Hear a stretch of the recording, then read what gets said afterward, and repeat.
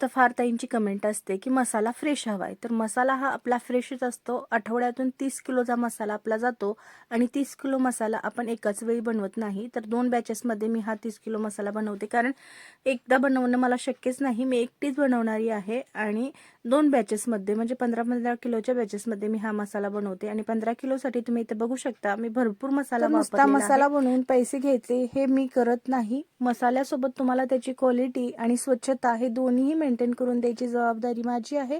आणि यामुळेच आपला मसाला सगळ्यांना आवडत आहे. सगळ्यांनी रिपीट ऑर्डर दिलेले आहेत, नवीन ऑर्डर येत आहे. बघू शकता मसाल्याची क्वालिटी तुम्ही इथे.